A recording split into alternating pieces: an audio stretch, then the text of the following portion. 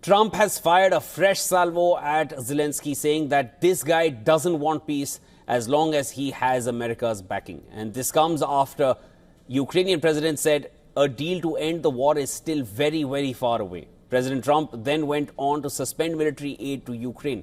Relations between Washington and Kiev have been going downhill after Friday's unprecedented diplomatic upheaval in the Oval Office. Can Europe's frantic diplomatic efforts salvage whatever is left of Ukraine's Western alliance? Take a look at this next report.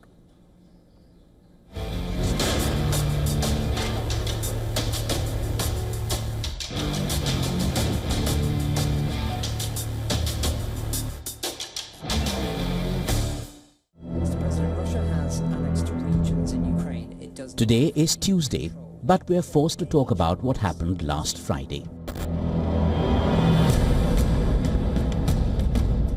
$1 billion. We gave you military equipment, and your men are brave, but they had to use our military. What about that?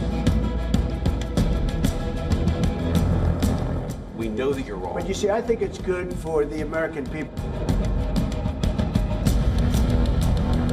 You should be thanking the president for trying to bring an end to this conflict. Have you ever been to Ukraine that you say what problems we have?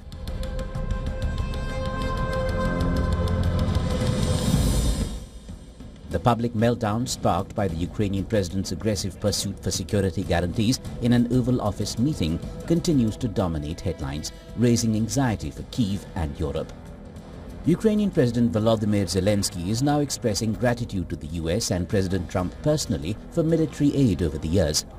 But Zelensky offers no apology, a sign of the difficult road ahead for him in Washington.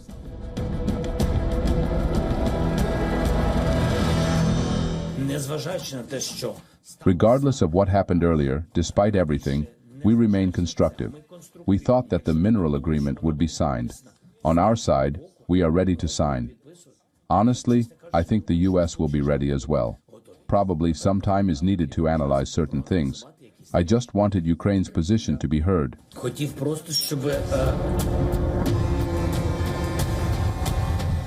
This deepening rift threatens not just Ukraine's relationship with the US, but also Western unity. Determined to prevent Ukraine's isolation, European leaders gathered in London, vowing to build a coalition of the willing to craft a diplomatic path forward, one that might convince Trump to stay engaged. Rightly, the Americans are saying, hey, you guys are talking about how to maintain a ceasefire / a peace deal, but first we have to make sure that we get there. And they are right on that, but at the same time we have to do this in parallel to make sure that we stand ready. The discussions we've had today, particularly the coalition of the willing, is on the basis that this is a plan that we will work with the US and that it will have US backing. But as Europe rallies, US Republican leaders openly question whether peace with Russia is even possible while Zelensky remains in power. White House National Security Advisor Mike Waltz slams Zelensky's conduct as incredibly disrespectful, while US House Speaker Mike Johnson suggests Zelensky may need to step down. On the other hand, Director of National Intelligence Tulsi Gabbard warns that the meeting has triggered a huge rift in US-Ukraine relations.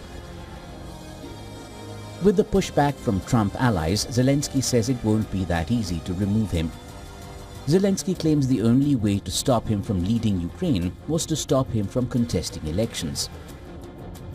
Bureau Report, WION World is One.